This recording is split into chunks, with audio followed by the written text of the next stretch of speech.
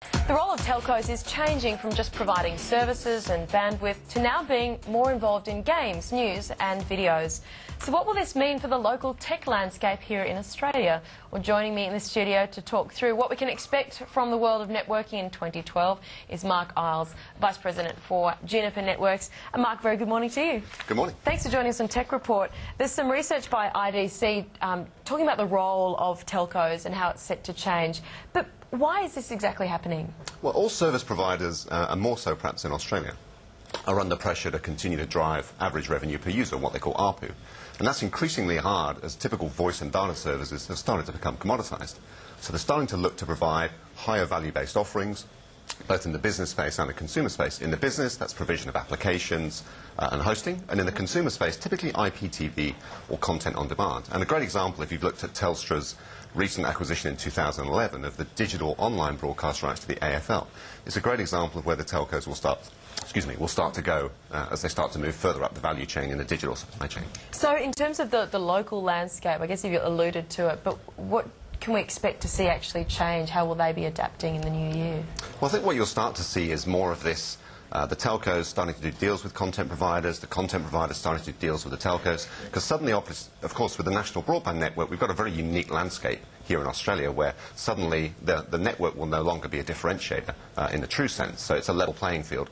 Also allows lots of new entrants to come into the marketplace, so you'll see a lot of competition, a lot of jostling for position. You don't have that sort of strict tie between access control and the provision of content. So that separation will drive a lot of competition and a lot of new entrants into the market too. You mentioned NBN. I mean, it's in its very early stages. Is it already prompting change, though?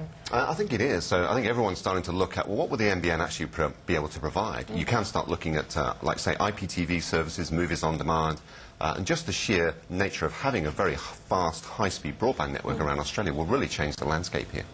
Last year, in 2011, we saw organisations also waking up to the consumerisation, I guess we could call it, of IT trend.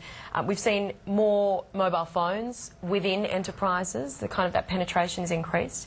How do you see this shaping up for 2012? Yes, what we sort of refer to as BYOD, or bring your own device, is a huge trend in 2012 and beyond. So just in 2011, in fact, nearly twice as many smart mobile devices shipped versus laptops. So the trend is already here, and the smart mobile device is now really the end-user device of choice. And I think companies are starting to realise that it does promote employee engagement, it does increase productivity, and frankly also with a lot more Gen Ys entering the workplace, they expect to be able to use whatever device they want to be able to use. So the challenge for companies is going to be, how do you manage that? How do you manage all these different disparate devices? How can you manage security? And also, what does that mean for them in terms of their own networks as well? So obviously everything's moving from typical fixed networks with people sat at desks with wired connections to lots more wireless networks and lots more security considerations. Yes, I'm glad you mentioned security, because that's got to be the big issue with that. And I suppose there were some major security breaches in 2011, focusing people on the issue a bit more. They certainly were, and 2011 was perhaps a landmark year. Yeah. So certainly the case with Sony, reputed to cost them over $200 million. Cybercrime is a factor. But also just trying to be able to manage those devices and provide security when people are actually accessing corporate data via coffee shops and Wi-Fi hotspots and airports and all types of different places where they typically wouldn't be. And providing security in that environment in an end-to-end sense from your data centre right out to a mobile device coming over a public network. It's going to be a real challenge for businesses in 2012 and beyond. The cloud. We talk about it all the time, and yet it seems from lots of discussions we have on the Tech Report that this is still being kind of slow to move. Is 2012 going to be, a year of acceleration towards the cloud? Are more companies kind of leveraging that? We certainly think so. So we think the cloud is a bet, it's here to stay. And if you look at perhaps the three phases of computing, if you look at the initial phase with mainframes and then moving to PCs, we do see cloud as a third leg, so it's certainly here to stay. The question is really just how fast will companies move across to cloud. So there's a lot of data centre build-out happening here in Australia, and some of that's being driven by certainly some of the legislation that makes it perhaps easier to keep your data stored inside Australia rather than moving it offshore.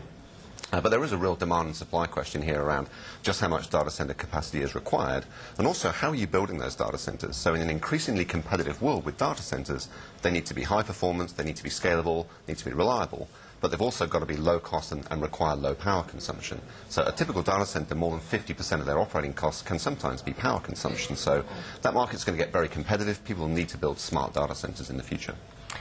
Mark, we appreciate your time. It's a great outlook for us for the new year. Thank you so much. Pleasure. Mark Iles, Vice President for Juniper Networks.